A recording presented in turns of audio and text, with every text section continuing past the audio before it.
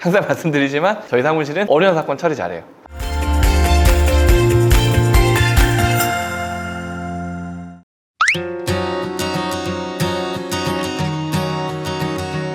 안녕하세요, 김민성 변호사입니다.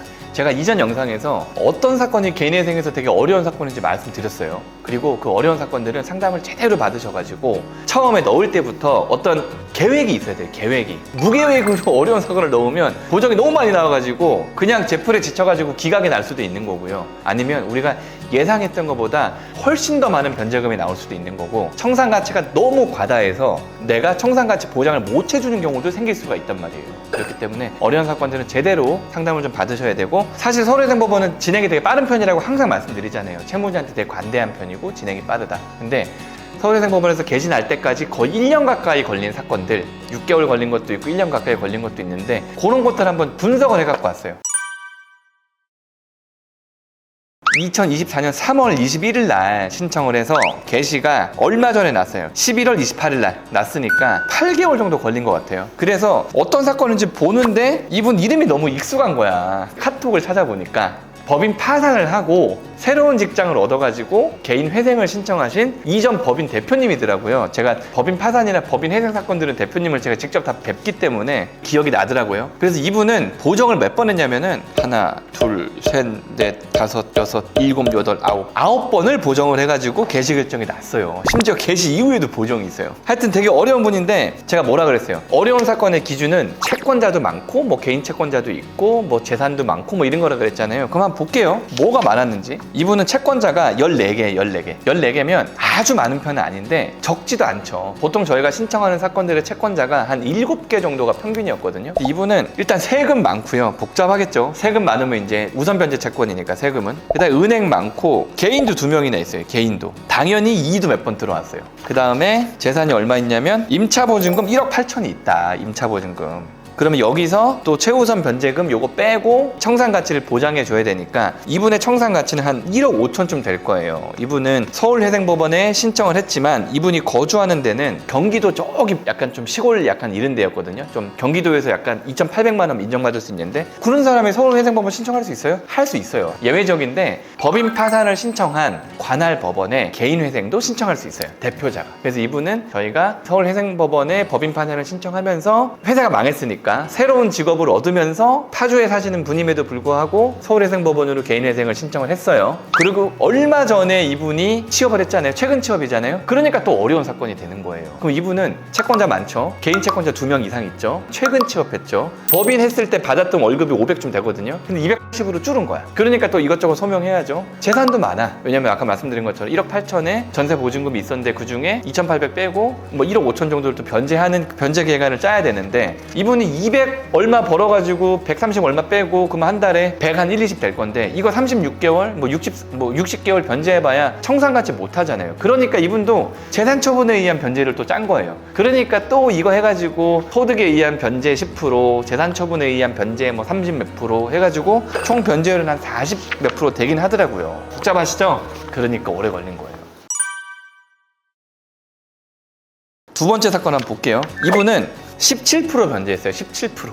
17% 변제는 변제율이 되게 낮은 거예요. 제가 가끔 말씀드리는데 법원에서는 30% 이상 갚으라고 하는 것 같아요. 왜냐하면 3년 동안 30% 갚아봐야 연에 10%거든요. 이자 정도 갚는 거예요. 원금 하나도 안 갚고 이자 정도 갚는 거거든요. 17% 변제율이 나왔다면은 이것저것 소명할 것들이 많이 있었을 거잖아요. 그래서 이분을 한번 보니까 보정은 한 번, 두 번, 세 번 정도 보정 공고는 나왔고요. 보정서는 뭐 엄청 이것저것 많이 낸 것 같아요. 그러니까 보정서가 가득가득 채워가지고 나왔기 때문에 이걸 한 번에 못 내고 몇 번 해가지고 보정서를 제출한 것 같아요. 이분도 채권자 수 먼저 볼게요. 19번까지 있습니다. 19번. 반복되는 채권자도 좀 있어 보이기는 하는데 그래도 많아요. 많고, 개인 이 채권자가 몇 명이냐면 3명. 보세요. 어려운 사건들은 채권자가 많고 개인 채권자가 거의 있어요. 그 다음에 재산을 보면 이분도 마찬가지예요. 임차보증금 있고요. 자동차 있고 그 정도 있네요. 그 정도. 이분의 소득은 땡땡 감자탕, 땡땡 키친 자칭 등을 운영하며 받는 월 평균 수입 이렇게 나와요. 그럼 보세요. 사업자 무조건 어렵다 그랬죠. 소득에서 아까 첫 번째 파주에 사시는 그분은 어쨌든지 간에 급여소득자였어요. 근데 이분은 사업자가 두 개 더 있을 수도 있어. 그럼 이분의 각 사업자별로 메인 매출 자료를 법원에 다 내야 되는 거예요. 어쨌든 간에 방금 말씀드린 것처럼 채권자가 많고 개인 채권자가 있고 사업자가 두 개인 사람이다. 집에 대한 임차보증금이 있고요. 가게에 대한 임차보증금이 있어요. 어려운 사건이겠죠.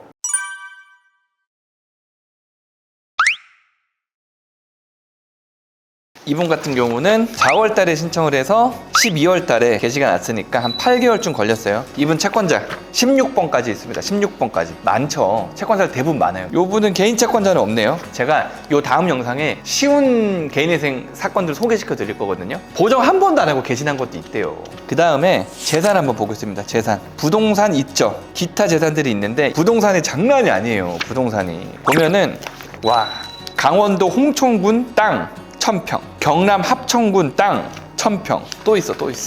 경기 화성시 땅 100평, 양주 땅 30평, 충주 땅 2만5천 400 몇 평 이러고 있어요. 근데 이게 이분이 다 갖고 있는 건 아니고 지분으로 갖고 계신 거야. 제가 봤을 때 이분 이거 그 기획부동산 사기당하신 분 같아요. 엄청나게 이런 되지도 않는 그런 땅들에 시골 땅들에 무슨 뭐 시골 산이고 뭐 임야고 이런데 296만 8천 무슨 몇 분에 1326 지분을 갖고 있고 이래요. 이거에 대해서 주변 시세라든가 아니면 공시지가의 130%냐 150%냐 이거 가지고 몇 번 왔다 갔다 했을 거예요. 왜냐면 어쨌든 간 이렇게 너저분한 부동산 재산들을 많이 갖고 있기 때문에 이거를 일괄적으로 공시지가의 130%다? 이렇게 하면 청산 가치가 너무 높아가지고 변제 기간을 못 짤 수도 있었을 거예요, 아마. 그렇기 때문에 이거 하는데 시간 되게 오래 걸렸을 거예요. 이분도 사정을 보면 이분 연세가 많으시거든요. 62세 정도 되셨더라고요. 변제율도 되게 높아요. 변제율도 한 50% 돼요. 빚이 한 2억 되는데 이거를 1억 이상 갚더라고요.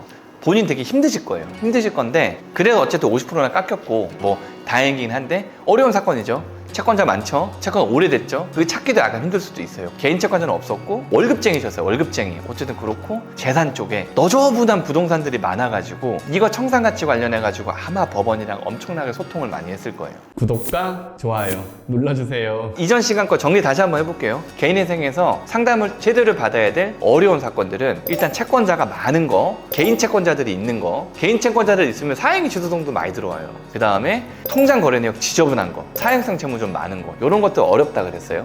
소득에 있어서는 일단 자영업자는 어려워요. 아까 이분처럼 자영업자가 두 배로 어렵겠죠. 그 다음에 최근 취업을 했거나 나의 어떤 스펙보다 현저하게 낮은 급여를 받는 경우, 그런 경우들은 소명할 자료들이 많아요. 법원에서 의심도 많이 하고, 그러니까 보정명령이 많이 나올 거란 말이죠. 추가생계비에서는 요번에 나온 적은 없는데 추가생계비 인정 좀 해달라고 하는 것들 어려워요. 상담을 하실 때 애가 2명이니까 한 명 한 명 키우는 걸로 2인 생계로 들어가야 될 것 같은데요 라고 얘기를 하는데, 아니다, 우리 마누라가 돈을 못 벌기 때문에 나는 무조건 3인 부양가족 2인 포함해서 3인 생계로 가겠다라고 계속 우기시면 저희가 해는 드리겠지만 보정이 계속 나와요. 보정이 배우자가 일을 못하는 특수한 사정이 있느냐, 배우자가 어디 아프냐, 이런 식으로 계속 나온단 말이에요. 그 다음에 내가 부모님을 추가생계비로 인정해달라, 이런 것들이 있어요. 그런 것들 잘 안 해주니까 시간이 좀 오래 걸리겠죠. 그 다음에 재산 관련해서는 하여튼 재산이 있으면 어려워요. 내 집이 있는데 지키고 싶다, 보증금 지키고 싶다, 너저분한 땅이 엄청나게 많다, 퇴직금이 있는데 퇴직금 옛날에 다 닦아 썼다, 이런 것들 있잖아요. 주식 있다, 코인 있다, 채권 있다, 이런 것들 있죠. 어렵단 말이죠. 아시겠죠? 어려운 게 많은 사건들은 항상 제대로 상담 받으셔라. 아시겠죠? 그리고 항상 말씀드리지만 저희 사무실은 우리 직원들이 싫어하지만 어려운 사건 처리 잘해요. 아시겠죠? 감사합니다.